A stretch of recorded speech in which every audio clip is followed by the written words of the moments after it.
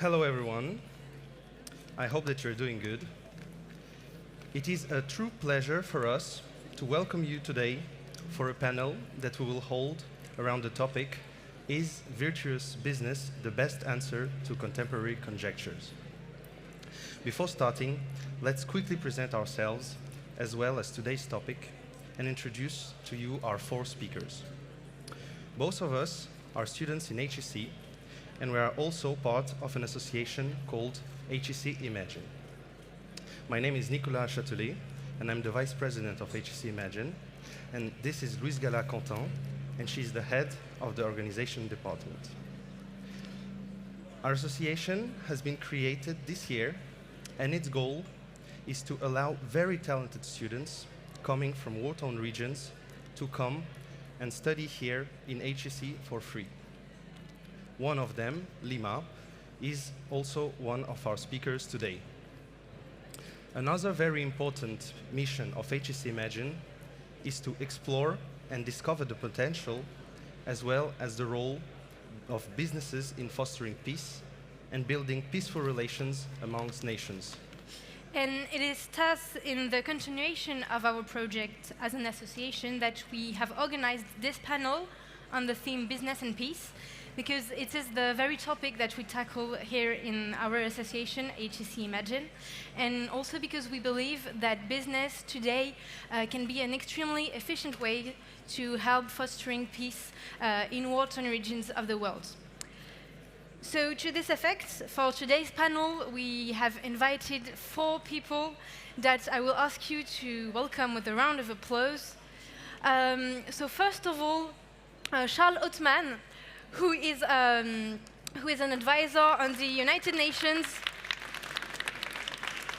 and also a professor in HEC Paris. Welcome. Then Mr. Pascal Lamy, who is a former president of the World Trade Organization. And he is also the coordinator of the Jacques Delors Network and the vice president of the Paris Peace Forum. Then we have the pleasure to have invited Adrien Nussenbaum, who is an alumnus of HEC Paris and the co-founder of and CEO of Mirakl, and also the founder of the Imagine program.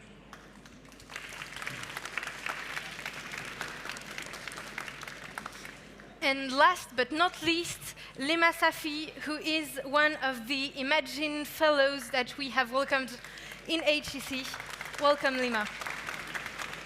Thank you for being here today.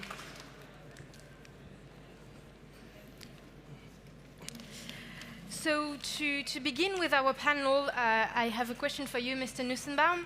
As the founder of the Imagine project, could you present more precisely how your work as an entrepreneur has contributed to fostering peace? I wish I would contribute to foster peace. I think being an entrepreneur has given me the opportunity to create with HEC, the HEC Imagine program. And by that, I think it's a way to embrace what companies need to do today. I think the fact that today companies have a societal role to play, and this may sound as a very common thing to say, but it was not the case for many, many years, or at least companies didn't think that they had a societal role to play. And I think that as an entrepreneur, I'm trying to also live by those thoughts, and it happens at different levels.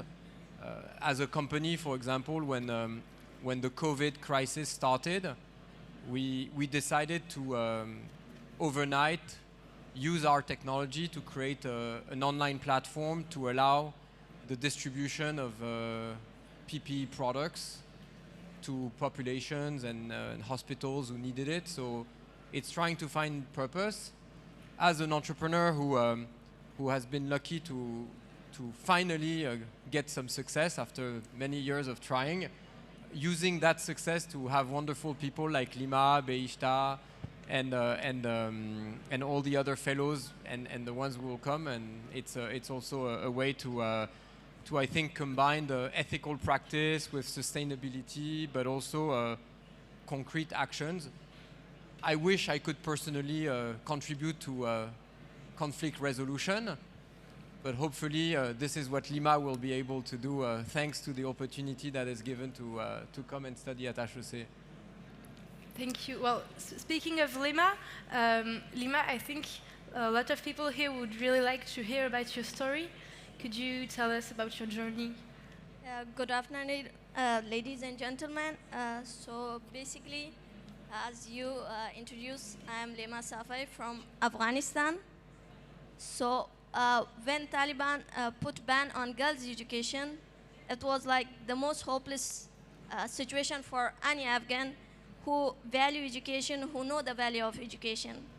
So that was the moment I decided to open a clandestine school for girls in my own house, so at least they could continue their education. So at the same time, I was thinking about my education too, because I needed to. So that's why I applied for Imagine Fellowship in February 2022.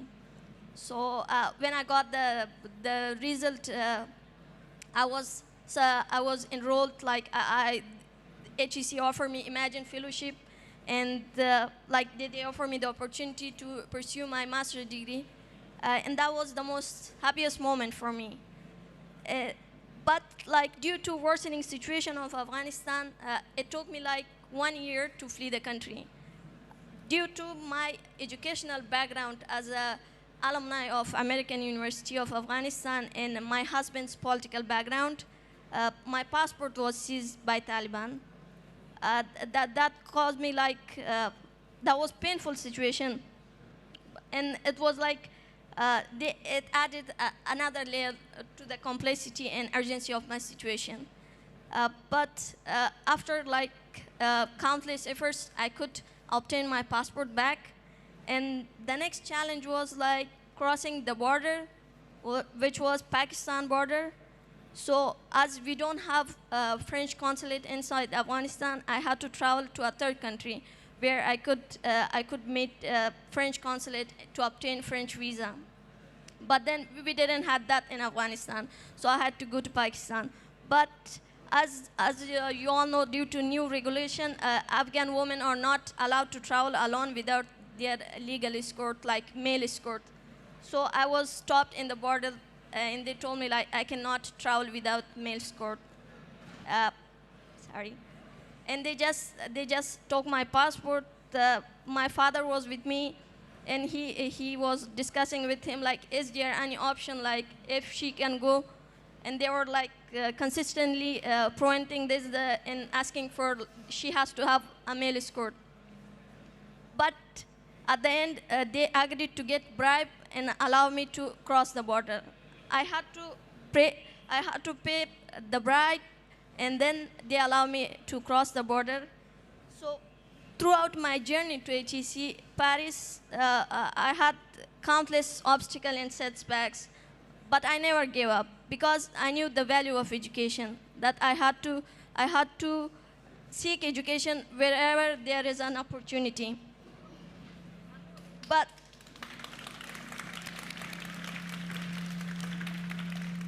in this journey, Imagine Fellowship, the management of HEC Paris, they played invaluable role.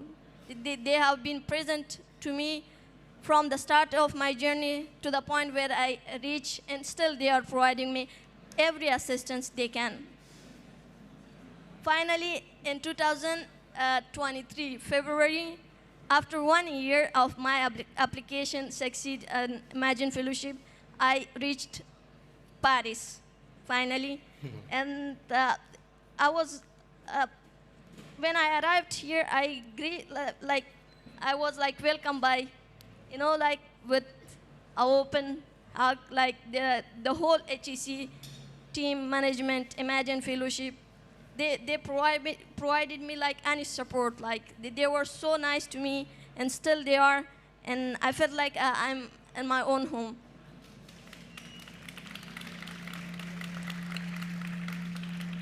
So reflecting to the difficulties and sacrifices I made for education, like whenever I look back to my journey, I see like it all worth it. Because for me, education is something that you can change the world through it, and that's the thing that no one can take it away from you. So here I'm just dedicating myself to my studies in order to have a positive impact on the world through peace, through education. Thank you. Thank you.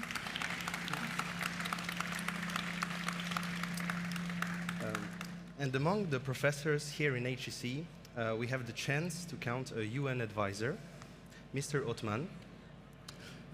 So how and why do you think one can make commitments through business? Thanks a lot for this question and the invitation. I'm a UN consultant. I wouldn't consider myself a UN advisor. So I work with institutions of the UN network, UN specialized agencies, mostly on the topic of human rights and labor. And it's, before being a lecturer at HEC, I was also a student about 15 years ago, living nearby here. It's funny to have this conversation looking at École Militaire, which is a military school, discussing the topic of peace, obviously. But 15 years back, I remember quite vividly that the topic of classroom for French students, I would say, the topic of conflict, of peace, was completely outside of the classroom. We were not discussing these issues. We were not necessarily discussing the business implications of doing business in a war-torn country. Also because 15 years ago, for a lot of us, I would say Europeans in general, war felt like a quite foreign concept.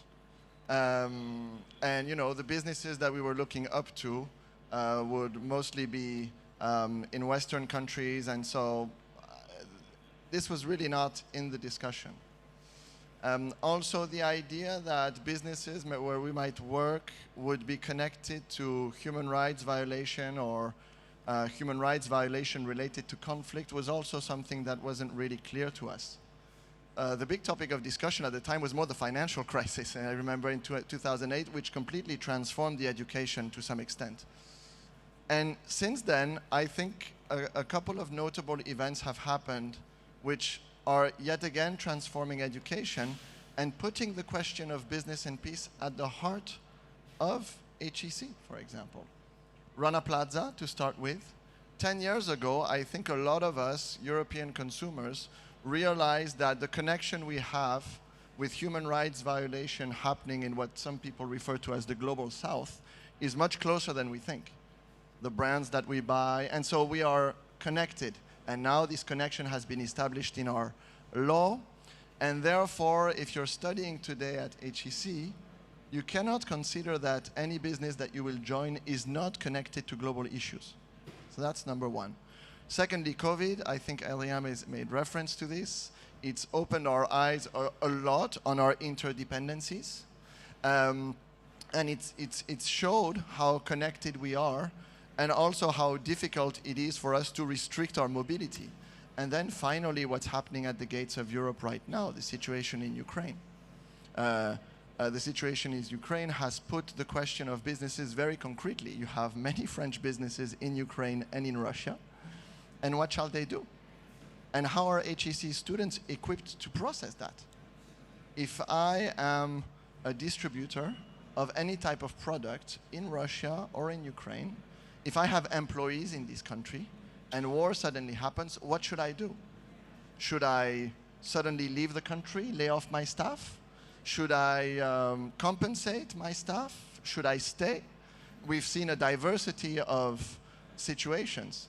Now, as a lecturer today at HEC, what I try to do is not give solutions to students. I think in the time where we live right now, it's quite difficult to give easy solutions, but I try to help them process these complex questions. And listening to students like our friend here inspires me a lot on the responsibility and the duty that we have. We live in a country where education is free and accessible to all, and I don't think we necessarily understand what value that means And when we hear to testimonies like this, we should remember that it's worth a lot. Thank you so much for this intake. We were really interested in the institutional point of view per se as well, and we have the chance to have Mr. Pascal Lamy with us today. So Mr. Lamy, could you bring us your opinion of this question of how and why you think one can make a commitment through business and through, in your case, institutions such as the one you have worked in? Well, first, thanks for the invitation. I think what we've just heard shows that there's a big change happening. You were at HEC in modern times. I was at HEC in the Middle Ages, at a time where the notion that business would have something to do with environment or peace or social justice was not. This has changed. There's now not the majority, but quite a large part of people in business who believe that they have a role to play beyond making money and having a positive P&L to solutions to global challenges, which market capitalism, which is the dominant system, whether we like it or not, cannot or does not address properly. Climate change, social justice, or even peace, which is going very far into a territory which used to be the privilege of sovereigns, of nations, of public institutions. Now, of course, there is a big role for public institutions. Lots of what is around what we now call ESG, environment, social governance, now depends on abiding to regulations. Most sovereigns now are imposing on business constraints which were not there before in the name that they have to care about other than just being profitable. And that's, in a way, a revolution. I'm among those who believe it could happen faster, but it is changing.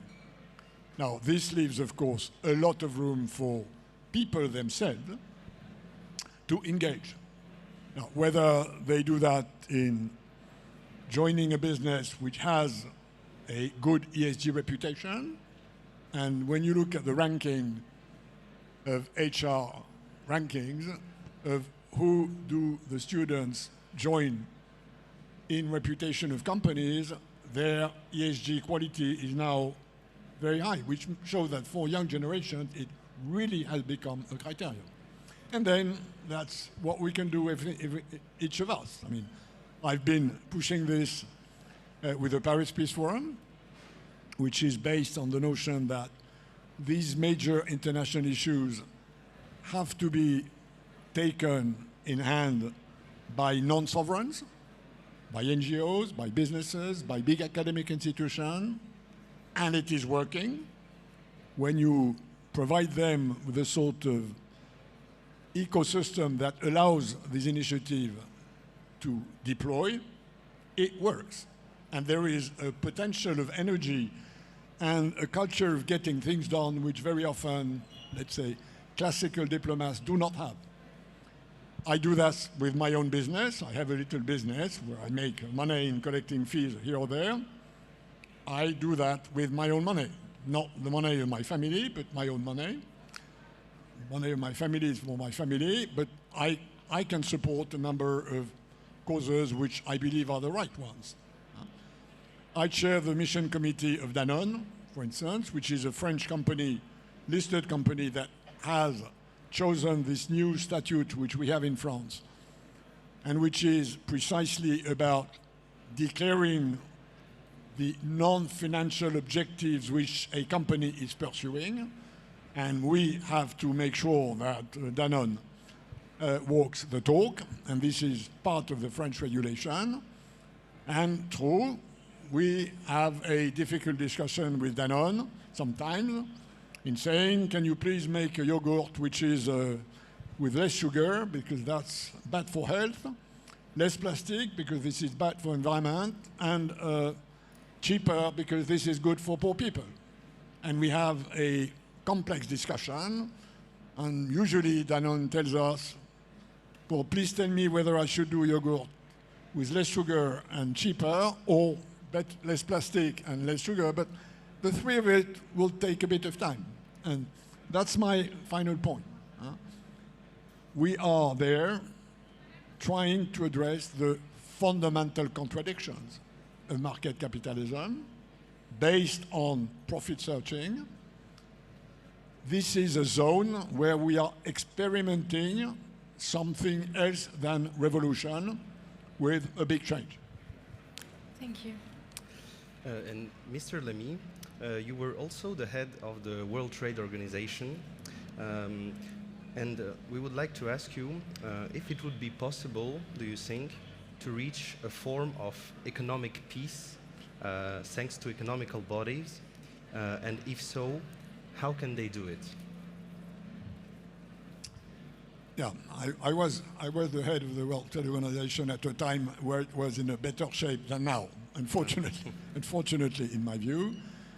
But the World Trade Organization is precisely based on the notion that you need a set of collective disciplines to make trade opening work for everybody.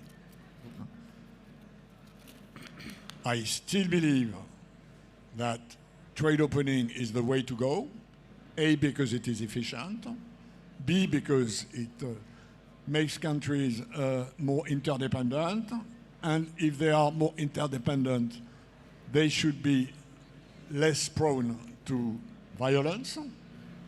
There is competition, there are rivalries, but I'm a deep believer in interdependence, in the ethical benefits of globalization, although I do recognize that in some cases, globalization is hurting some more than others, and that when you don't have the sort of welfare systems which we have in Europe, take the example of the US, for instance, a category of the population turns protectionist because of the consequences of trade opening for them. And I've always said, and many of you have heard me saying this often, globalization is efficient and painful. But I'm also among those who believe that deglobalization would be inefficient and painful. So there is a middle, and what we need, like in climate, it's more difficult about social issues because collective preferences about what is the right definition of social justice are very different.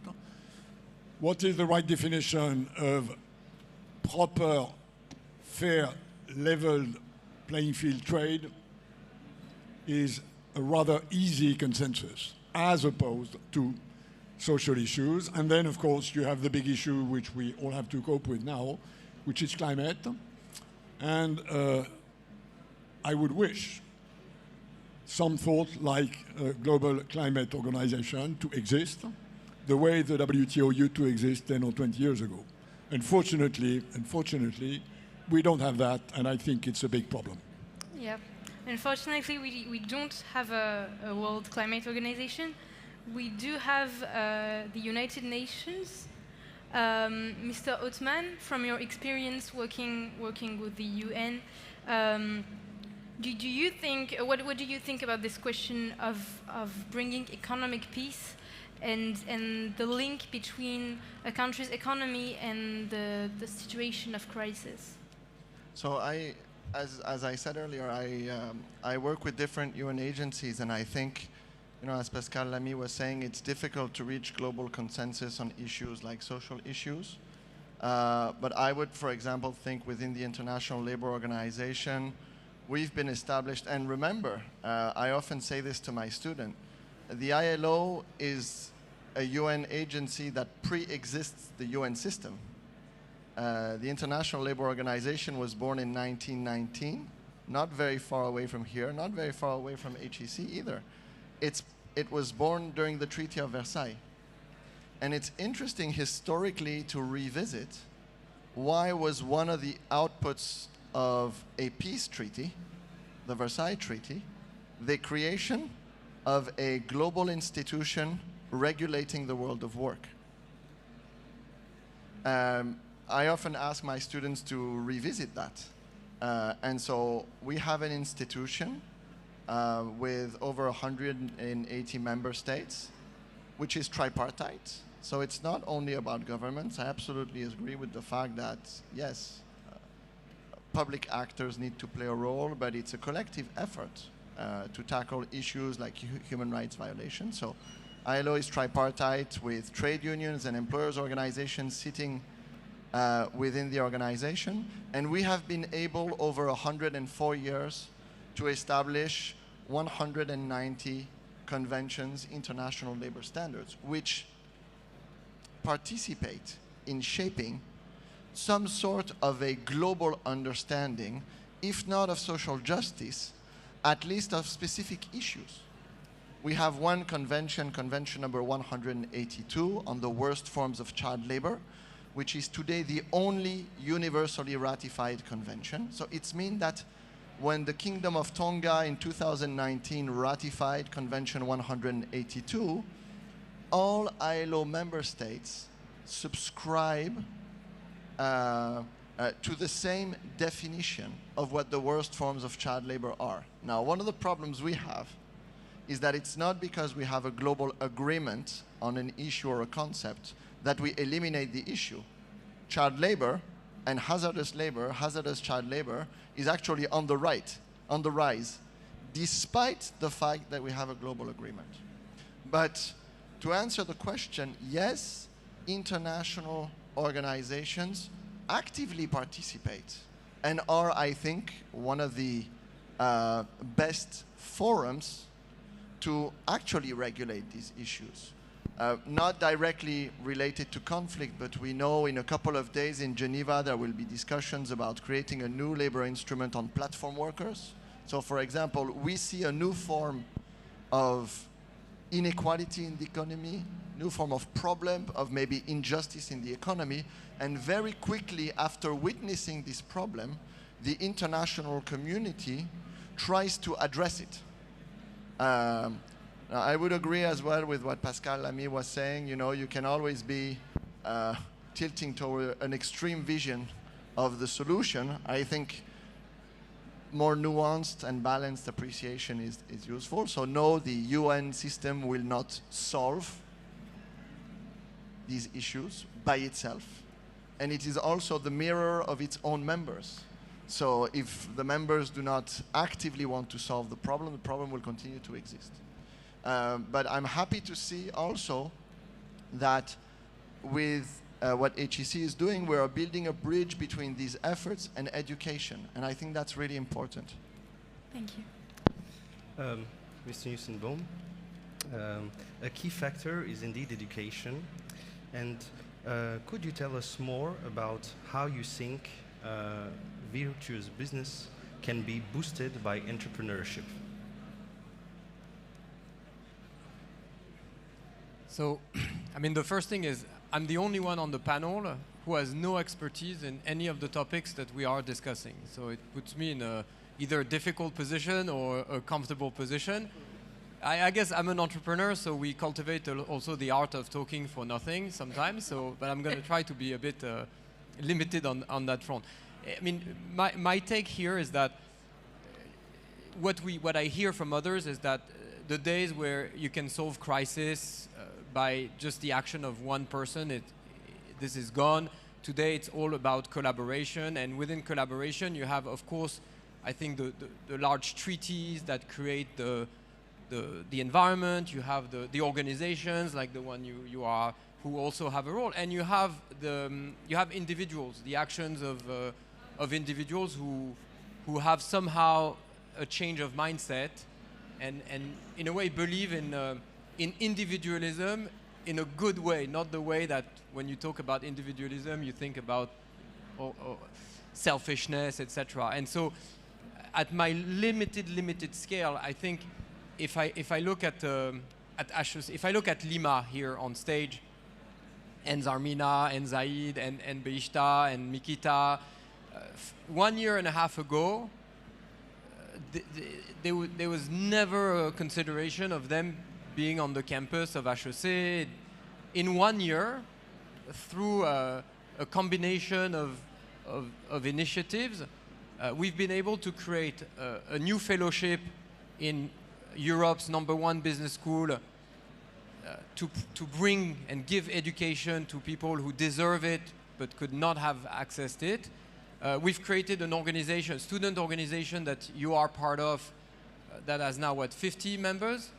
So 50 members. I remember when I was at HEC, I tried to set up a student body. I barely had 3 members, so 50 members. There was a class started. I mean, there's already a business and human rights, but we started this business and peace class. It was sold out. I don't know if you talk about sold out for education, but it was sold out on the first day. So it's another 50 students maybe, or 57 students. So when you think of how we can do things, in 1 year we have 5 fellows. We'll have 10 for the new year. We have a student organization with 50 individuals who work together. We have more than 50 people who attended a class. And this just happened in 1 year with a simple donation from me at the beginning. And so I think it's an interesting segue into, for example, in France, we talk, I mean, generally speaking, we talk a lot about sustainability. It's every company has a ESG policy. But ESG and sustainability, it's fundamentally very much focused inwards. It's ultimately, it generates benefits for the organization. When you think of a bit more outward, you get to philanthropy. And I've had the chance to live in many countries in the world. And for example, I'm always interested to understand why in a country like France, where we have very successful organizations, very successful companies, philanthropy is still so small. Like, I'm not going to give names, but there are multi-billion-dollar companies in France that generate billions in profit, and you look at their foundation, the endowment is like a few millions.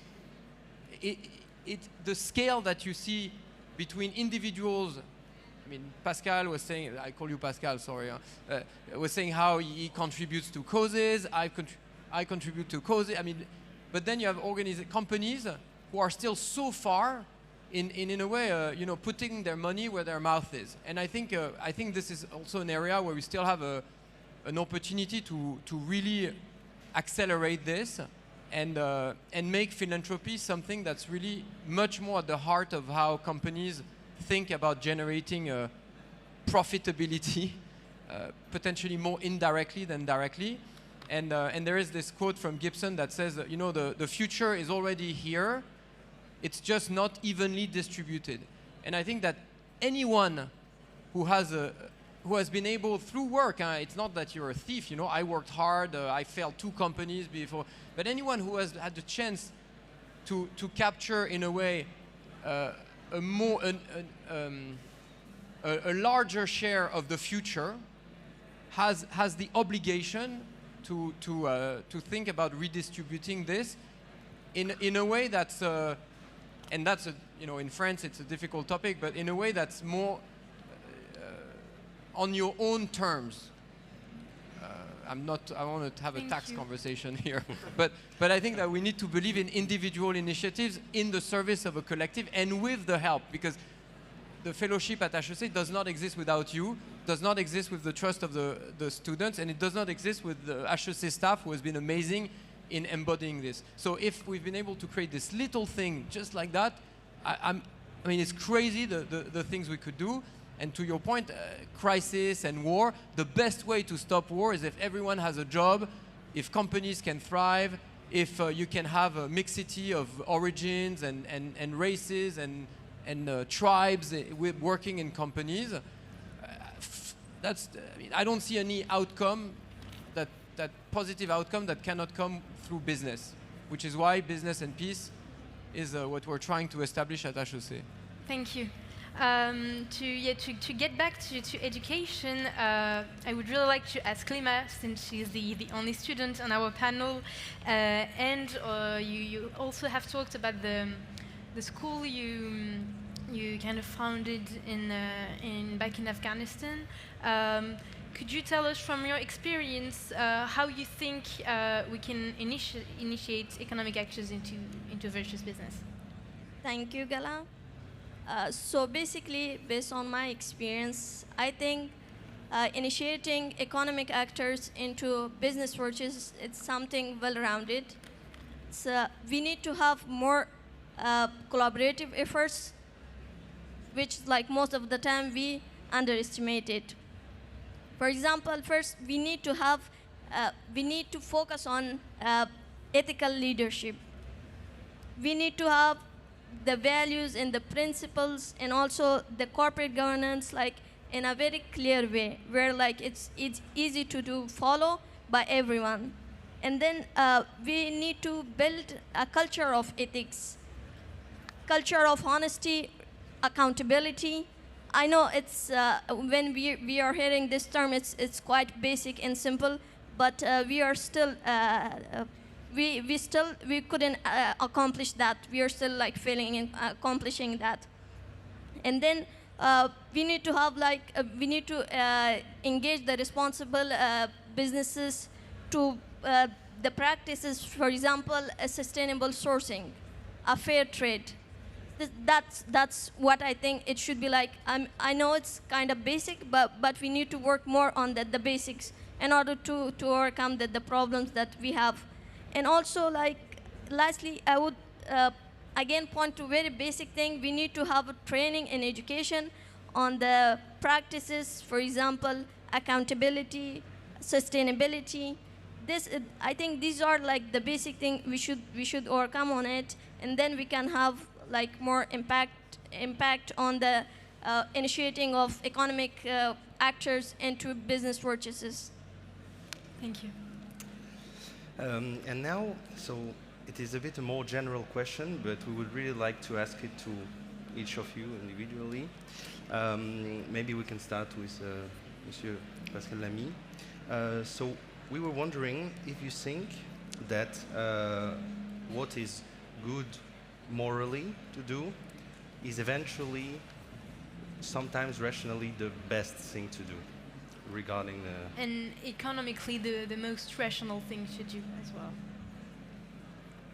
That's a tough philosophical question on which many books and pages have been written. And I'm not a philosopher. I'm trying to understand the world. I'm trying to make my mind on where I am, whether I am on the good side or on the bad side of things. But I think there is no universal answer to your question. Whether ethical, moral, collective preferences align with economic and social systems depends very much on where you are. Anthropologists will tell you that there have been societies which were not run at all under the principles of rational economy, i.e. market systems with supply, demand, prices, trade, and that these societies were extremely peaceful and for some of them very developed. So I don't start from the premise that market capitalism is the right way to go because of the theory that if economic agents all pursue their rational interests, this will automatically result in a collective optimum. And one of the reasons why I don't believe this is true is that there is a tragedy of the commons. And the tragedy of the commons, in my view, implies something more in terms of belonging, in terms of rules, in terms of norms, than just pursuing your own rational economic interest. But I'm not sure indigenous people in the Arctic or in the Amazon forest would agree with me, nor am I sure that Chinese philosophy or the Indian philosophy or the African animist philosophy would agree with that. So my answer is I don't think there is a global answer to that. Depends very much on local conditions, on history, on culture, on religion. But in the world we are in now, there has to be a sort of minimum, like your ILO basic conventions on children's work or on a basic, simple equality between men and women at work. We need a set of minimum standards. And I don't think today, and I know many people disagree with that, but I don't think today, for instance, that the Universal Declaration of Human Rights, which I like a lot, but I think it was created under conditions which are not the conditions of today. And maybe we were right in doing this, but my feeling is that lots of developing countries, lots of new emerging powers don't own it because they never participated in this exercise. So just for the sake of re-putting the people around the table and making sure that there is a minimum set of standards of this kind, I think that might give an answer to your question, but I don't think we have it collectively at this stage. Thank you, Mr. Lamy. Unfortunately, our time is running and we are coming towards the end of the conference. But I would like to thank the speakers for coming and for gracing us with their presence, and thanking my co-host Nicolas for moderating this panel with me, and thanking the public for coming so numerous today and giving us their full attention. Thank you very much.